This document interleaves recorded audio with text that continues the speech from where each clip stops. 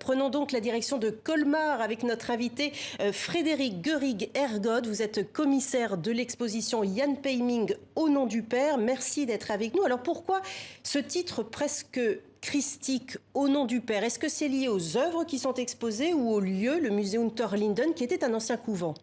C'est un peu lié aux deux, mais c'est une constatation qu'effectivement, toute l'œuvre de Jan Peiming, depuis le début de sa carrière, est parcourue par ce thème de la filiation, du sacré et du sacrifice, que l'on retrouve aussi dans les œuvres du musée, et notamment dans le chef-d'œuvre, le retable d'Isenheim. Alors expliquez-nous, quelle est la genèse de cette exposition? Alors la genèse de cette exposition est née en fait d'une rencontre en 2012 avec une œuvre très particulière de Jan Peiming qui s'intitule... Votre rencontre? Oui, au musée des Beaux-Arts de Nantes, avec un triptyque qui s'intitule Nom d'un chien, un jour parfait, et qui représente Jan Peiming sur 3 panneaux dans une position très christique, justement, les bras écartés ou les poings serrés contre la poitrine.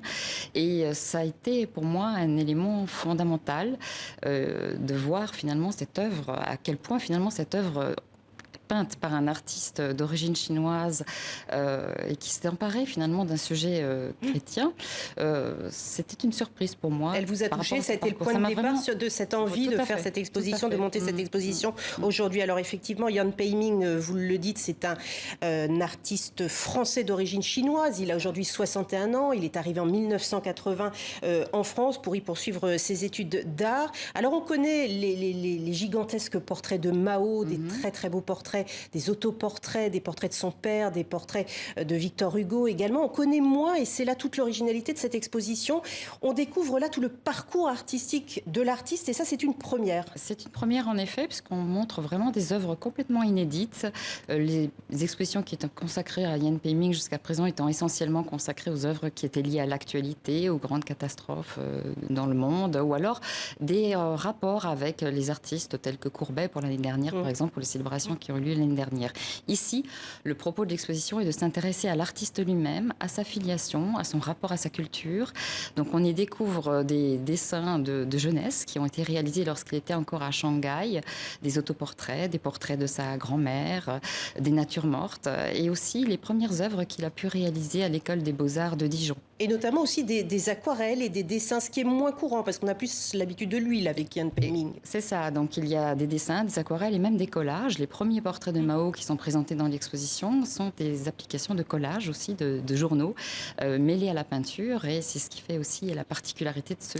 Et puis alors, il y a une œuvre tout à fait spécifique qui a été créée spécialement pour l'exposition et qui là rejoint ses sujets de prédilection, c'est-à-dire un lien avec l'actualité. Cette œuvre s'appelle Pandémie. Alors on comprend tous pourquoi depuis 1 an et demi.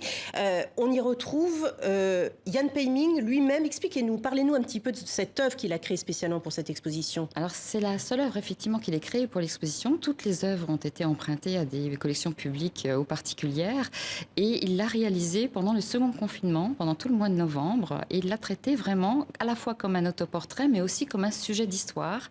Il se représente en fait en combinaison et en masque devant un sac mortuaire dans un paysage assez désertique où l'on voit des personnages qui s'affairent à enterrer des morts.